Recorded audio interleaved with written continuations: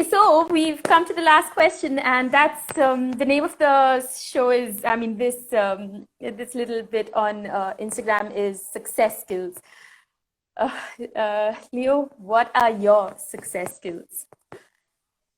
I guess there are a lot of success skills that you aspire to, but I would say one of the success mantras that kind of has been important in my life is that you give power to what you focus on.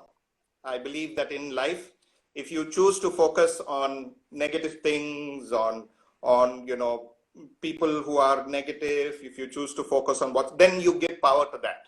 But if you choose to focus on the positive things, if you choose to focus on how grateful you need to be, how blessed you are, the blessings you have been given every single day, the talents you've given, if you focus on that, then you give that power. And I think your life becomes a lot more abundance filled rather than scarcity filled based on what you choose to focus on. So I think it's not a function of our circumstances, it's a function of our choices. So I would say that's one important success kind of mantra for me. And in choosing what to focus on, I would always say one of the sentences I used to keep on my study table is, always something that has stayed with me. Hard work, planned hard work, consistently planned hard work. So I think it's important for us to realize that even I remember in school, I could easily pick out, 4 or 5 students in the class who were smarter than me, but I would work harder than them, right? Definitely, I would put in the, hours beyond them. And I think that always kind of gives you an edge. So working hard, planning, and ensuring that you're doing it consistently. I'd also say, since we're talking about time management, before and after time is very important. So if I'm going to, give a presentation in class, so, in college, I've been given an assignment to prepare for and give a presentation. I think the before time, preparing and doing justice to, your topic, researching it, and then of course you do the presentation and then spending some time afterwards. What did I learn? What did I do right? I think that also contributes to your success in life. If you choose to make each experience, you're preparing by, building up your muscles to do that. And you're also reflecting to learn. And I think the final success thing is that I would say every yes in our life has to be accompanied by some no's if the yes has to have power, right? Otherwise, if we do not learn to say no to certain things in life, then none of the yeses in our life will have power. So for example, one of the resolutions I took was to read 30 books a year, right? So I wanted to read at least 30 books a year as a way of growing myself. So one no was that I don't read fiction books, right? So out of the 30 books, maximum I'll read maybe 1 fiction book. So you have to learn to say no, that I will give up on the entertainment value of a fiction book if I want this yes in my life. So I would say, those are some of the things that have helped me, and I hope are of use to some of our listeners. Wow. Yeah. Very. I saw one question that had come up about time wasting, right? I answered partly about. Yes, Navya had asked that question. Yeah. Yeah, so I partly answered that when talking about the termites, right? So try and identify. But I'd say time wasting, all of us waste time, right? So there's no getting away from it. So my contradictory answer will be schedule your wasting time. Because what happens with wasting time is when it just goes berserk, right? So for example, let's say Facebook, right? You're sitting on Facebook and before you know it, an hour has gone. So I would say schedule it, right? Tell yourself, okay, after 2 hours of work, I'm going to spend exactly 5 minutes and set an alarm so that the alarm will go off and you will stop. And you have to be disciplined about that. So I would say all of us need that, what Nayana is calling wasting time. I'd like to call it as, some downtime, right? Some downtime. So schedule it, right? Yeah. So schedule that wasting time and say, okay, I'm going to waste 5 minutes, but it's only going to be 5 minutes and I'll have my alarm go off so that I know I have to get back to the priorities. Incredible. I've never thought of that. I've never thought of scheduling time wasted. Never thought of that. I mean, I just go for a walk and something, and that might lead to something else. But yeah, just putting it in the schedule and following it. Yeah. Yeah. Good one, Leo. Thank you. Let's see. I love Leo's abbreviations. It's such a delight to listen to you always. Aarti.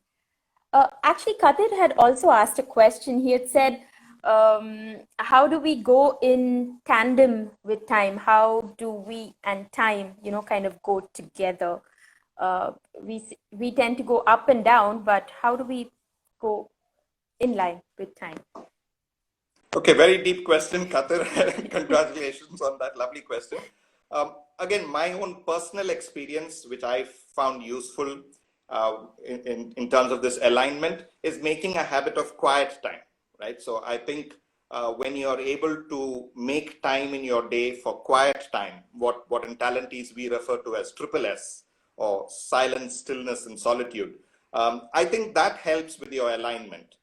Because when you make quiet time, or what I call catapult time, right? So catapults, those of you who have ever played with catapults know that you don't throw the stone forward, right? You pull the catapult back and then release the stone to go forward. So I think that pull back time in your day, that quiet time in your day as a habit, is a good way of aligning time and your agenda, because you're purposely applying the brakes rather than just madly rushing into every day. You're purposely applying the brakes, you're allowing your spirit to breathe in that time, and therefore I think you'll find that the alignment, gets better. Not perfect, Katir, but will help get better. So I would strongly recommend quiet time or catapult time. Nice, thank you. Is that your own term, Leo? Catapult time? Nice, I like it. So Nilesh asks, how do you define success when fame, fortune, there's monetary valuation, all of that? How do you define success in your words?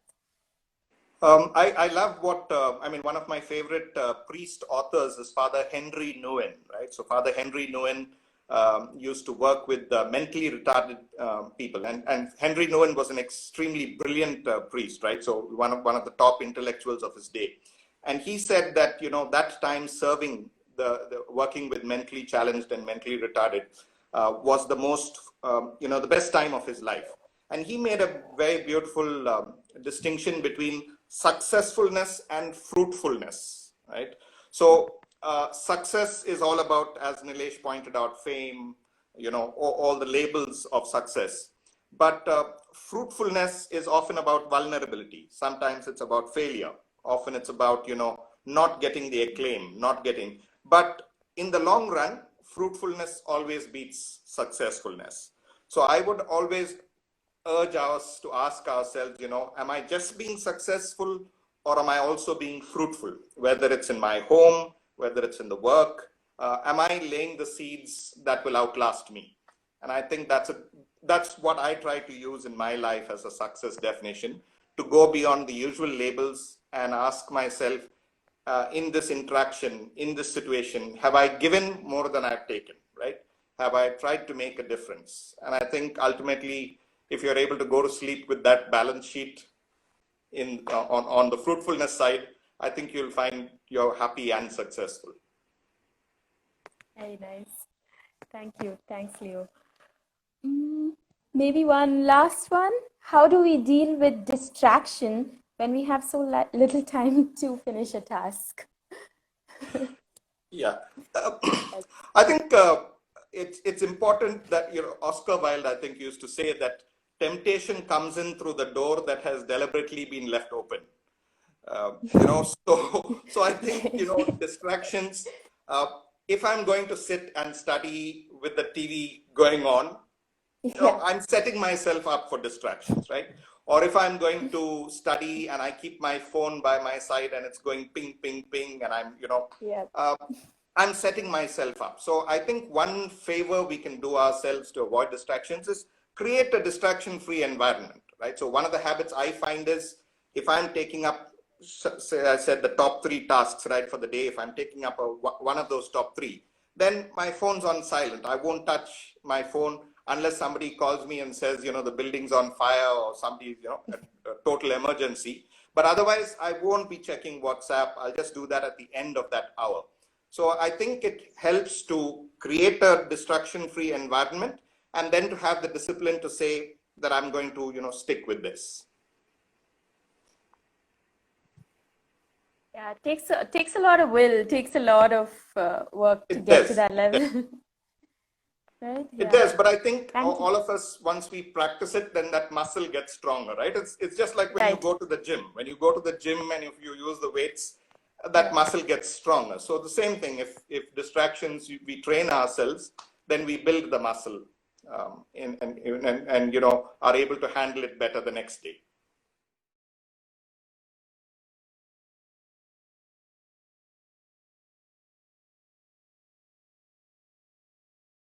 If you liked this video, don't forget to subscribe for more of these informative videos.